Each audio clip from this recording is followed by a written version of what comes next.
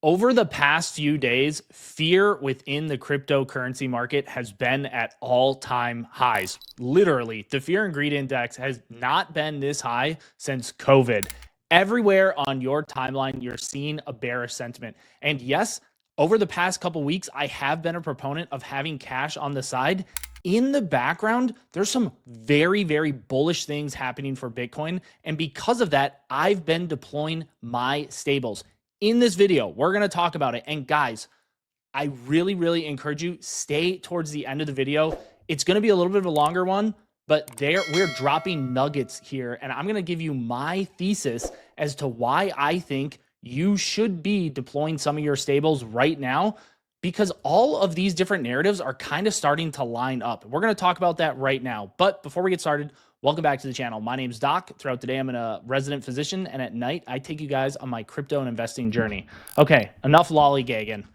Bitcoin at 82,300. We've seen a nice jump up over the last day. I'm filming this early Wednesday morning. So this is the daily chart here. And yesterday we had this big jump up, right? We opened yesterday, Tuesday, in the high 70s, and we got all the way up to 82.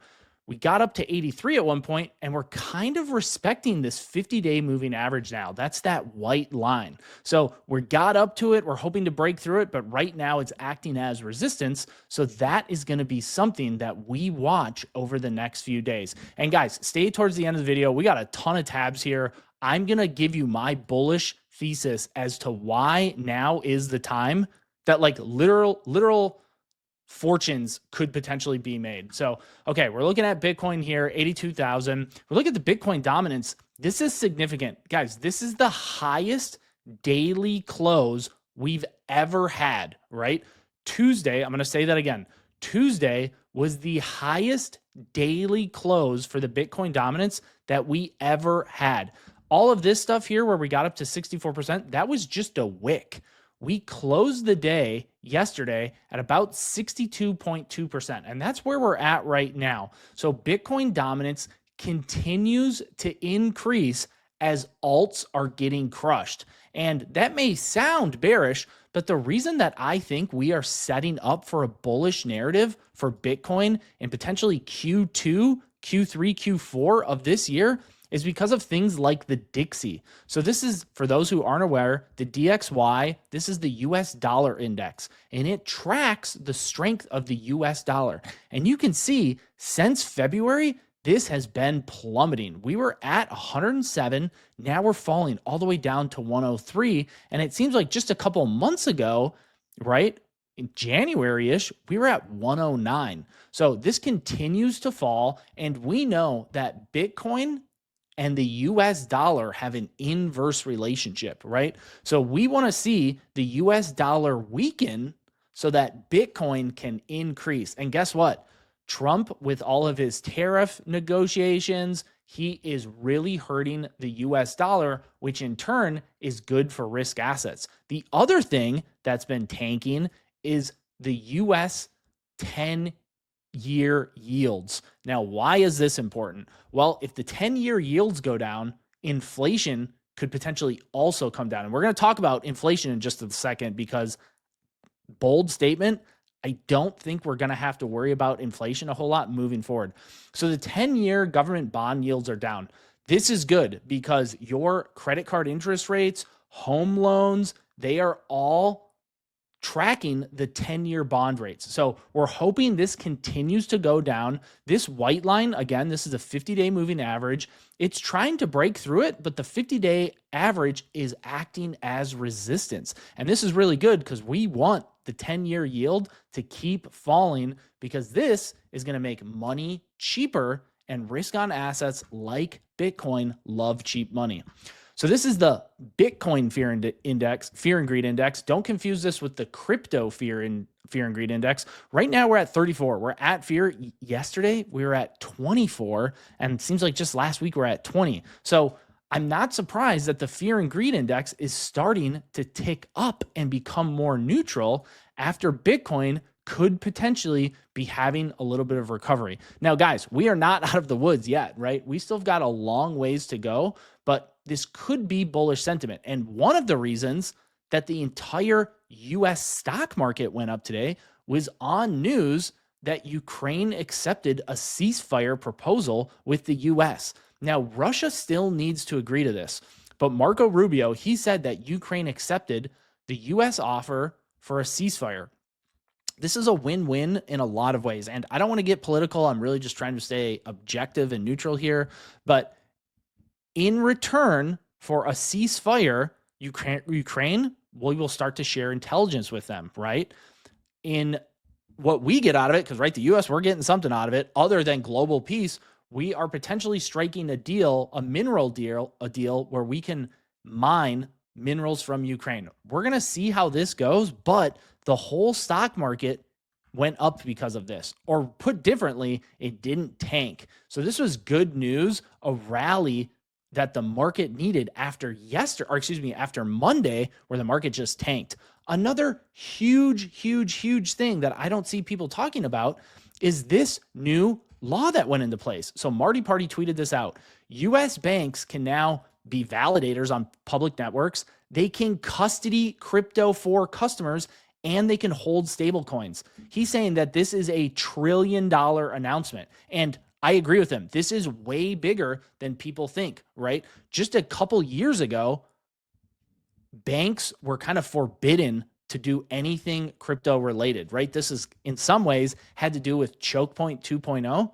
Well, now the whole regulatory landscape has changed. Guys, it is just a matter of time where you're going to have, on Chase, Bank of America, Wells Fargo, whoever you bank with, your checkings, your savings, your stock portfolio, and then your digital assets. Can you imagine a world where you are custodying your crypto with a bank? Now, personally, I don't recommend that. I'd recommend, you have all of your crypto on cold storage or your own hot wallets that you're not sharing with other people, that you're not connecting to dApps.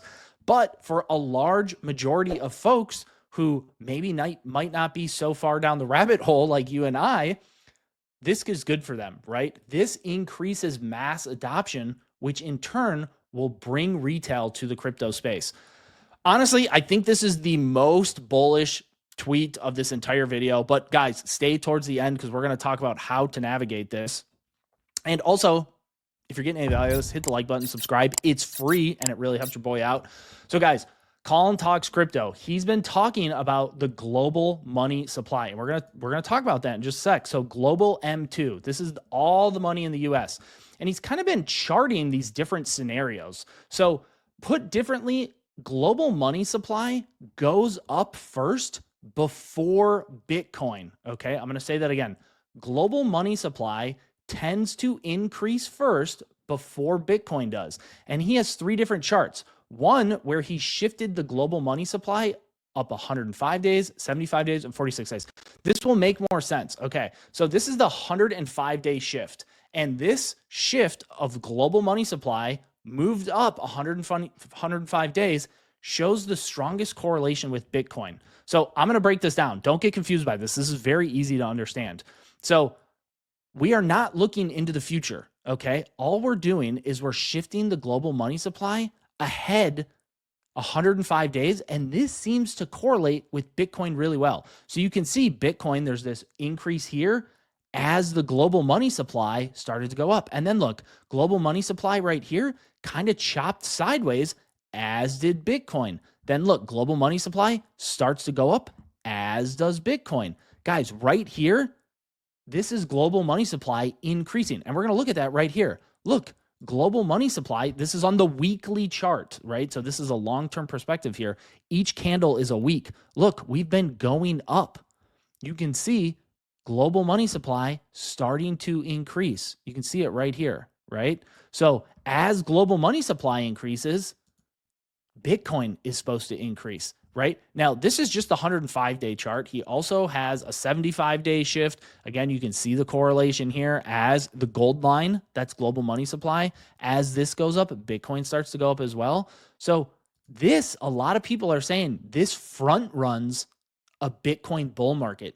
And for me, this is one of the theses, probably one of the stronger ones, as to why I'm deploying my stable coins, right? I am taking money out of my stables. And guys, I sold last week and the week before, I sold a portion of my crypto into stables because I knew a downfall was imminent, right? I just really didn't have a lot of confidence in the crypto strategic reserve. That's a video for another time. But nonetheless, global liquidity is increasing, and that is going to be really, really good for Bitcoin. The other thing is Senator Cynthia Loomis, right? She's a senator from Wyoming. She's been bull posting all day. She's saying, say it with me, guys. This is the year for Bitcoin and digital assets.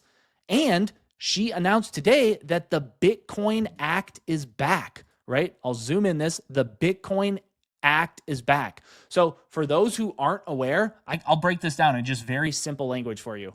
The Bitcoin Act says this. It says that the U.S. will buy 200,000 Bitcoin per year for the next 5 years with the goal of accumulating 1 million Bitcoin. This is in addition to the roughly 200,000 Bitcoin that we now own in our Bitcoin strategic reserve, right? We will never sell that Bitcoin. And these million Bitcoin that we buy over the next 5 years, the goal is to hold on to it for 20 years, right? So that's super bullish because that means the US would hold 5% of the total Bitcoin supply. And some congressmen, some Congress folks, they said that this is not an attack on your own individual sovereignty, right? They're saying, we want you to hold your own Bitcoin. We just want to be pioneers. We want the US to be the crypto capital of the world. And I can tell you right now that if the US, if we buy 200,000 Bitcoin per year, that is going to set a precedent for other countries, right? The entire EU, China, Russia, Japan, all of these other first world countries, and heck, even second and third world countries, they're going to buy Bitcoin because they know it's a hedge against inflation. That is going to create an arms race, not for nukes, but for digital assets like Bitcoin, right? This will really increase scarcity, right? It's going to increase the demand on Bitcoin. And guess what, guys? I know a lot of people aren't talking about this. The Bitcoin halving, the next one, is in like 3 years, right? So demand is going to go up. Supply is going to keep going down. And bills like this, the Bitcoin Act, are going to increase demand, right? She's saying, hey, I'm for real this time. And she's seeing everybody's tweets, right? We're not going to listen to the audio of this, but she knows, hey, let's focus on the Bitcoin strategic reserve. When Bitcoin reserve? She is very much tracking all of this. And that's bullish, guys. That's bullish. She's very much in tune with the Bitcoin community. And I think this is good, right? So let's just recap really quick. We've talked about Bitcoin. We're potentially getting a nice little rally here. Bitcoin dominance is probably topping pretty soon. The US dollar is tanking. The US 10-year reserve is tanking.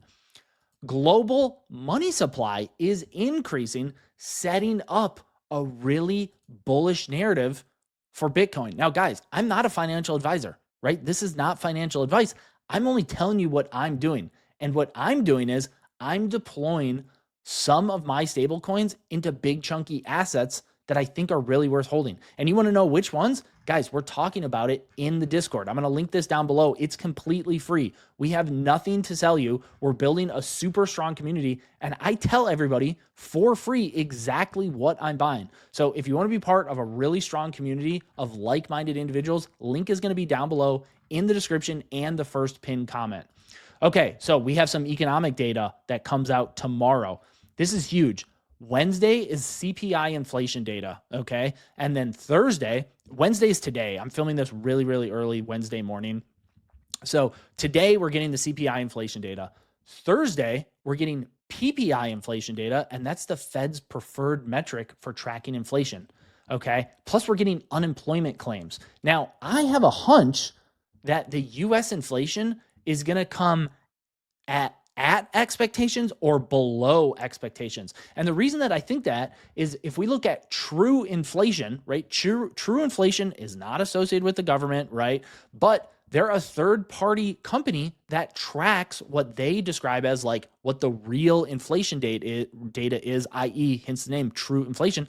They're saying that the U.S. inflation index is 1.35%, and that's far below Fed Chair Powell's goal of 2%, right? So this fall is really fallen off a cliff in some ways since the beginning of this year, right? And this is good. Some people are saying that trueflation is a leading indicator for what the Fed uses, right? And they're saying this is the lowest that it's been in 4 years.